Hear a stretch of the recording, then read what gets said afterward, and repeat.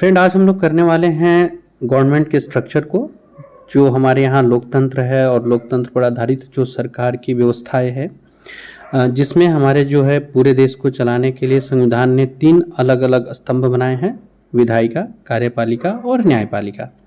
इसी के बारे में आज हम लोग जानेंगे एकदम बेसिक्स डिटेल्स को। स्वतंत्रता के बाद भारत ने संसदीय व्यवस्था को अपनाई, अर्थात पार्लियामेंट्री सिस्टम को अपनाई थी। हमारा पार्लियामेंट है, जो कि पुराने वाले पार्लियामेंट का पिक्चर है। इसको जस्ट मैं आपके सामने संसदीय व्यवस्था को रिप्रेजेंट करने के लिए दर्शा रहा हूँ। स्वतंत्रता के बाद भारत ने संसदीय व्यवस्था को अपना लिया। अब आप जब कॉन्स्टिट्यूशन को देखेंगे तो ये 3 अलग अलग अंगों के ऊपर काम करती है: लेजिस्लेचर विधायिका, एग्जीक्यूटिव कार्यपालिका और जुडिशियरी जो न्यायपालिका है।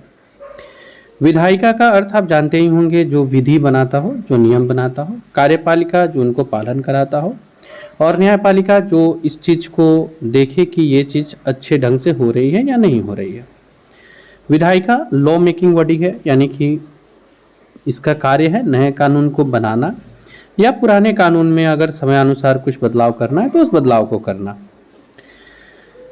ये बनाने के लिए हमारे यहाँ केंद्र स्तर पर संसद है, और संसद के 2 सदन हैं, आप जानते होंगे, लोकसभा और राज्यसभा। राज्य स्तर पे भी इसके अलग अलग संसद है, राज्य स्तर पे भी इसके अलग अलग हाउस है, यानी सदन है, उसके ऊपर भी हम लोग चर्चा करेंगे। एग्जीक्यूटिव जो होती है, इसका काम होता है कानून को इम्प्लीमेंट कराना, यानी जो नए कानून है, या कार्यपालिका का कार्य जो भी कानून पहले से चले आ रहे हैं या नए कानून है, इनको लागू कराना। और न्यायपालिका का कार्य है नए जो कानून को, जो भी कानून बनाए गए हैं उनको यथास्थिति बनाए रखना। इसमें अगर कोई दोषी पाते हैं, कोई दोषी पाए जाते हैं तो उनको दंडित करना, ये न्यायपालिका का कार्य होता है। बात करते हैं हम लोग विधायिका के, जो हम लोग बात कर रहे थे। विधायिका केंद्र और राज्य दोनों स्तर पे होती है।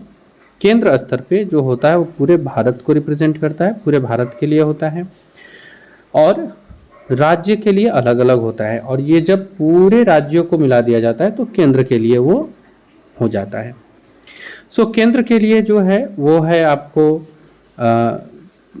विधायिका का सदन, जो 2 पार्ट में बटा हुआ है, मतलब 2 सदन है हमारे यहाँ केंद्र में, एक लोकसभा और एक राज्यसभा। ठीक इसी प्रकार से राज्य के लिए भी 2 सदन है, विधानसभा और विधान परिषद। केंद्र में ये जो दोनों सदन है, 2 हाउस है, इनको मिला के संसद कहा जाता है, और राज्य में जो 2 हाउस है इनको मिला के विधानमंडल कहा जाता है। तो जो संसद में है वो है एक निम्न सदन, एक उच्च सदन। निम्न सदन यानी लोकसभा, उच्च सदन यानी राज्यसभा। इसको आप लोअर हाउस, अपर हाउस के नाम से भी जानते हैं। लोकसभा हाउस ऑफ पीपुल और राज्यसभा काउंसिल ऑफ स्टेट्स होता है। राज्य स्तर पे बात किया जाए तो राज्य के स्तर पर भी विधानमंडल 2 पार्ट में होता है, विधानसभा और विधान परिषद। हालांकि केंद्र की तरह, जैसे केंद्र में लोकसभा और राज्यसभा दोनों होने आवश्यक थे, राज्य में विधानसभा और विधान परिषद दोनों होने आवश्यक नहीं है। कुछ ही राज्य है, जैसे वर्तमान में उत्तर प्रदेश, आंध्र प्रदेश, बिहार, तेलंगाना, कर्नाटक, महाराष्ट्र, ये वो राज्य है जो विधान परिषद को रखे हुए हैं। कोई राज्य चाहे तो विधान परिषद का गठन कर सकता है फिर से भी, उसके लिए जो विधि है वो हम लोग आगे नेक्स्ट वीडियो में समझेंगे। फिलहाल मुझे लगता है कि विधायिका से जुड़े जो बेसिक बात थी ये आप समझ गए होंगे। अब आते हैं कार्यपालिका पे। ये भी 2 स्तर पे होती है, केंद्र स्तर और राज्य स्तर। दोनों ही स्तर पे कार्यपालिका कानून को लागू कराने का काम करती है। केंद्र में इसके लिए राष्ट्रपति होते हैं, जो कि सर्वोच्च पद है, उपराष्ट्रपति, प्रधानमंत्री, फिर प्रधानमंत्री का बनाया हुआ अपना मंत्री परिषद होता है, कैबिनेट मंत्रालय होता है, फिर राज्य मंत्री, उपमंत्री इत्यादि ये केंद्र में पाए जाते हैं।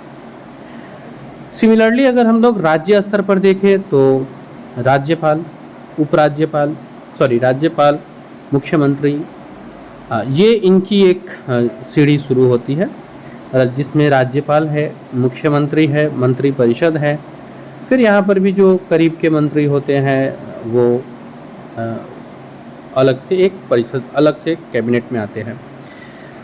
केंद्र में बात किया जाए तो जो मेन पावर होता है प्रधानमंत्री के हाथों में होता है, जबकि राज्य में मुख्यमंत्री के हाथों में होता है। जुडिशियरी की बात की जाए यानी न्यायपालिका की, तो न्यायपालिका भी दो स्तरों में बटी हुई है। एक हमारा सर्वोच्च न्यायालय है जो पूरे भारत के लिए है, और एक उच्च न्यायालय है जो राज्य स्तर पर कार्य करती है। जो सर्वोच्च न्यायालय है, इनके जो मुख्य है, इन्हें चीफ जस्टिस ऑफ इंडिया या सीजेआई के नाम से जानते हैं हम लोग, यानी कि भारत के मुख्य न्यायाधीश। सर्वोच्च न्यायालय के जो मुख्य न्यायाधीश होते हैं वो भारत के भी मुख्य न्यायाधीश होते हैं। जिस तरह से केंद्र में या फिर पूरे भारत लेवल पे सर्वोच्च न्यायालय है, वैसे ही राज्य लेवल पे उच्च न्यायालय है। सो ये सर्वोच्च न्यायालय और उच्च न्यायालय के बारे में हम लोगों ने जाना।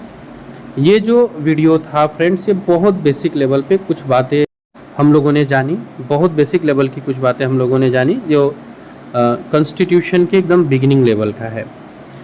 ये तो हमारा बिगिनिंग था कॉन्स्टिट्यूशन के लिए, जिसमें हम लोगों ने ये देखा, पढ़ा संविधान को। आगे अपकमिंग वीडियो में हम इन सभी चीज़ों को डिटेल्स में और अच्छी तरह से पढ़ेंगे। ये मैं आशा करता हूँ कि आप ये छोटी छोटी चीज़ों को समझ गए होंगे। आज की इस वीडियो में इतना ही है। आप अगर स्टेट पीसीएस, यूपीएससी या फिर इस तरह के किसी एग्ज़ाम का प्रिपरेशन कर रहे हैं तो आप चैनल को सब्सक्राइब कर लें। साथ ही साथ अगर आप इस तरह की जानकारियाँ रखना भी चाहते हैं, जो कि बहुत आवश्यक है, तो आप चैनल को सब्सक्राइब कर लें और ऐसे लोगों तक शेयर कर दें। आज के लिए इतना ही, मिलता हूँ फिर इम्पोर्टेंट वीडियो के साथ। तब तक के लिए टेक केयर।